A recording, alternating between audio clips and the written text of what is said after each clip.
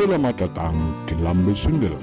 Sebelum Anda nikmati tayangan berikut, silakan klik like, subscribe, dan klik notification bell.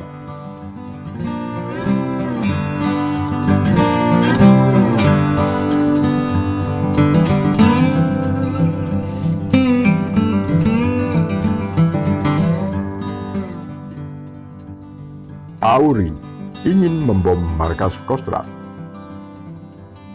Isu rencana pengeboman markas Kostrad oleh Auri menjadikan Soeharto berang dan mendendam.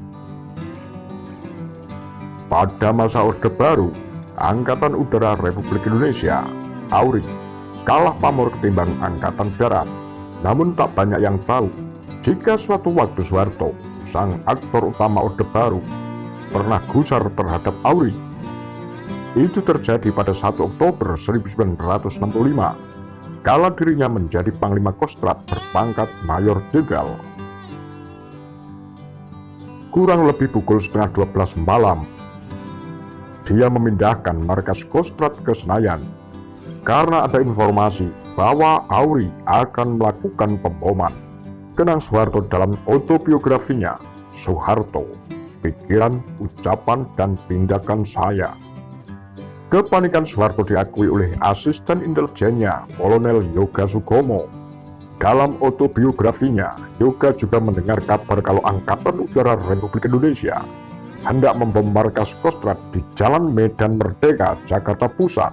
Dan bila itu terjadi, maka akan berakibat sangat buruk karena tiada fasilitas penangkis serangan udara. Kata Yoga dalam memoarnya, Memori Jenderal Yoga. Untuk menghindari kemungkinan terburuk, Soeharto memutuskan memindahkan markas Kostrad ke Senayan, kemudian ke Gandaria. Pengungsian itu hanya berlangsung sehari. Keesokan harinya, pada 2 Oktober, Presiden Soekarno mengumpulkan semua perwira tinggi lintas angkatan di Istana Bogor. Soekarno menunjuk Mayor Jenderal Pranoto Samudro menjadi pimpinan sementara di Angkatan Darat, karena keberadaan Panglima Ahmad Yani belum juga diketahui. Dalam pertemuan itu ada Panglima Auri Laksamana Madya Umar Dhani. Soeharto jengkel dengan kehadiran Dhani. Menurutnya Dhani terlibat dalam gerakan 30 September. Apalagi setelah mendengar kabar markas Kostrad mau dihancur-leburkan oleh pesawat bomber Auri. Sejauh apa kebenaran isu Auri ingin mengebom markas Kostrad? Menurut John Rosa, sejarawan University of British Columbia, ide untuk membom markas Kostrad justru berasal dari perwira tinggi Angkatan Darat yang terlibat G30S. Brigjen Suparjo. Pendapat ini didasarkan atas dokumen yang memuat kesaksian Suparjo dalam pengadilan Mahkamah Militer Luar Biasa, Mahmilu.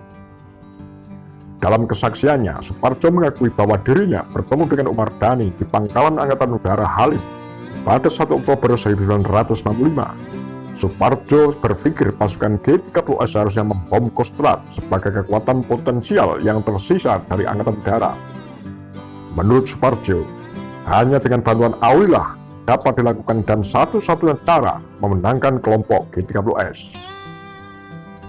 Dari sejauh batas tertentu, demi pertahanan Angkatan Udara Republik Indonesia mendukung penyerangan terhadap Kostrad, tapi tidak untuk pemboman. Dhani sungguh-sungguh setia kepada Soekarno dan mungkin sangat percaya bahwa Presiden perlu dilindungi dari jenderal-jenderal sayap kanan. Tulis John Rosa dalam dalih pembunuhan massal, gerakan 30 September dan kudeta Soeharto. Persetujuan Umar Dhani terhadap pemboman Kostrad jika memang benar mungkin didorong oleh kehendaknya untuk melindungi Presiden yang saat itu masih berada di Halim. Akhirnya Auri memutuskan menentang penyerangan terhadap Kostrad. Begitu juga dengan pakar politik militer Salim Said.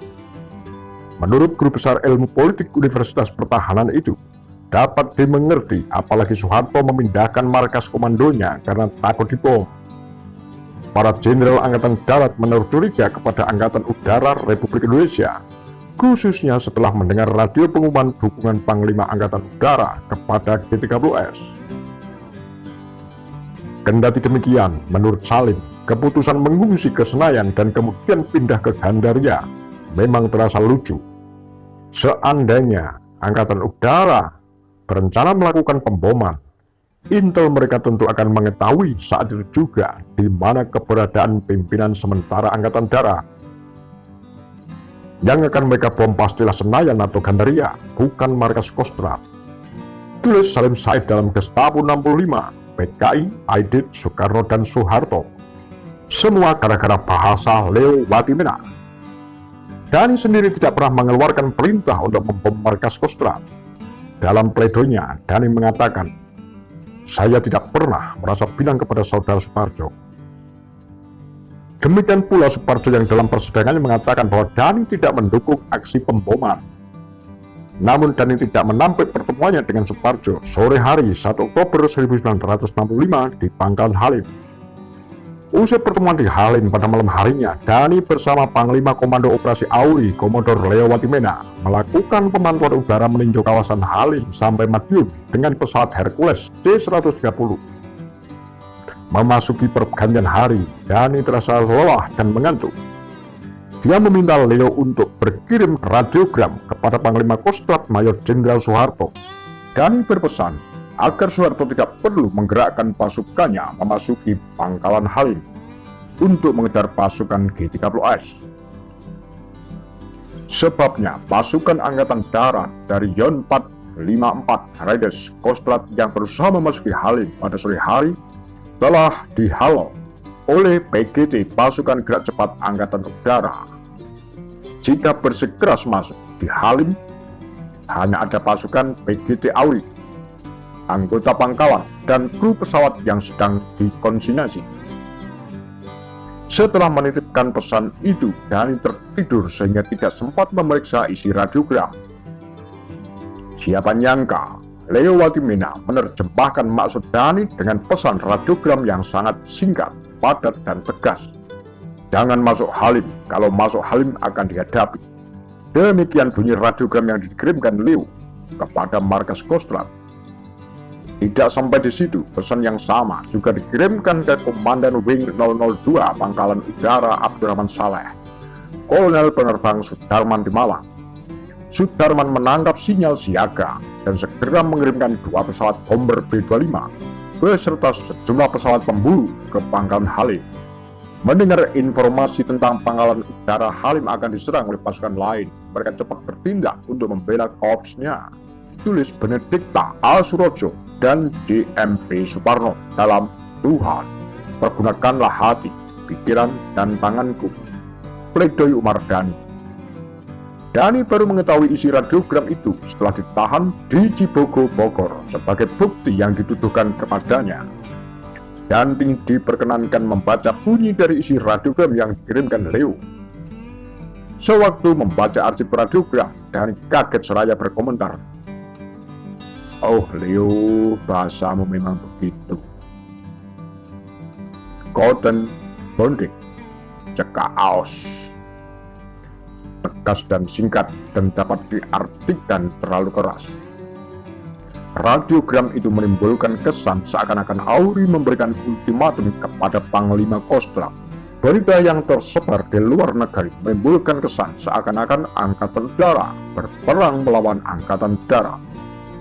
Tulis James Luhulima dalam Menyingkap 2 Hari Tergelap di tahun 1965. Umar Dhani menyadari apapun dan bagaimanapun bunyi radiogram itu adalah tanggung jawabnya selaku pimpinan tertinggi Auri. Dia pun meyakini benar Leo bukan bermaksud demikian. Namun Soeharto yang terlanjur geram dibuatnya menuntut balas. Ketika Soeharto memperoleh kekuasaan lewat surat perintah 11 Maret Super Semar 1966, Dhani diseret sebagai pesakitan politik. Panglima Auri di masa jaya ini pun harus mendekam selama 30 tahun. Namanya dinista semasa Soeharto berkuasa. Demikian kura-kura Tagar Lambe Sundel.